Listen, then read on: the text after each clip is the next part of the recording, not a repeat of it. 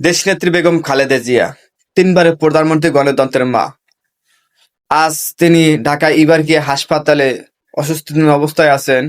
বাকশাল আওয়ামী লীগ স্বৈরাচারের অধীনে সে অনেক নির্যাতিত হয়েছে। তাকে দেশ ছেড়ে যাওয়ার অনেক হুমকিও দেওয়া হইল, কিন্তু সে দেশ ছেড়ে চলে যায় নাই। একমাত্র বাংলাদেশের মাটিকে, বাংলাদেশের মানুষকে সে ভালোবাসে বলায়। আজ সে হাসপাতালে ভর্তি আছেন। আমরা সকলে তার জন্য দোয়া করি, আল্লাহ তাআলা তাকে যেন সুস্থ দান করুক। সে এমন একজন মানুষ ছিল, ছেলে হারা হয়েছেন, স্বামী হারা হয়েছেন, তারপরে সে বাংলার মাটি ছেড়ে যায় নাই। ইসলামের পক্ষে রেখে কথা বলছেন, কোনোদিন ইসলামের বিরুদ্ধে কোনোদিন কথা বলেন নাই।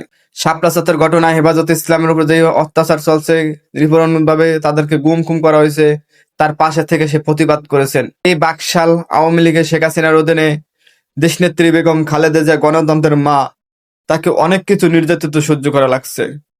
সকলে তার জন্য দোয়া করবেন, আল্লাহ তাআলা তাকে যেন সুস্থতা দান করেন।